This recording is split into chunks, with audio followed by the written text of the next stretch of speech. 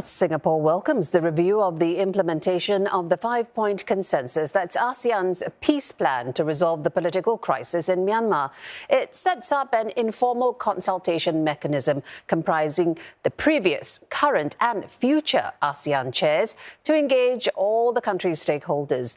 Now, speaking at the ASEAN Summit's retreat session in Jakarta, Prime Minister Lee Hsien Loong said it would settle the issue of future ASEAN chairmanships regardless of the situation there. Saiful Bari Ismail reports. The review of the five-point of consensus was done due to the lack of progress to resolve the crisis in Myanmar. 2 years in, it has not shown any signs of de-escalating. The peace plan calls for an end to hostilities and a dialogue which includes all parties in the country. Singapore Prime Minister Lee Hsien Loong said the review of the plan would allow ASEAN to continue its important agenda, notwithstanding the situation in Myanmar.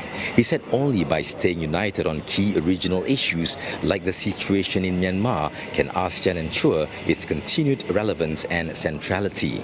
The regional bloc's centrality in dealing with geopolitical rivalry between major powers in the region was also discussed.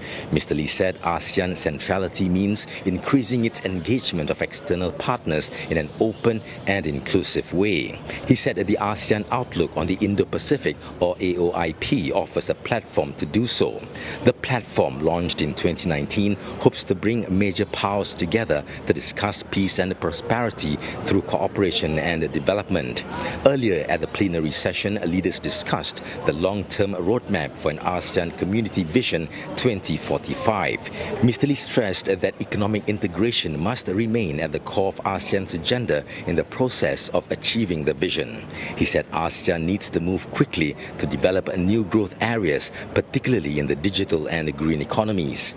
Mr. Lee welcomed the launch of the ASEAN Digital Economy Framework Agreement, which will facilitate seamless cross-border digital trade.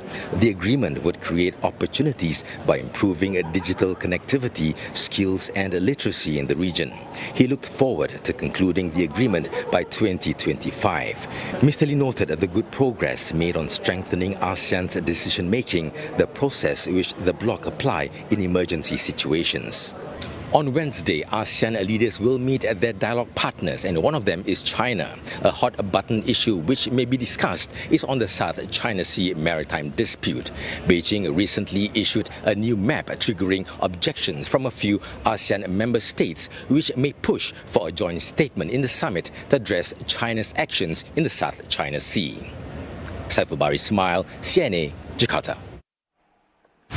PM Lee also met with founder and executive chairman of the World Economic Forum, Klaus Schwab, on the sidelines of the summit. They discussed global and regional developments, as well as areas for public-private cooperation in sectors such as artificial intelligence, cybersecurity, digital transformation and health.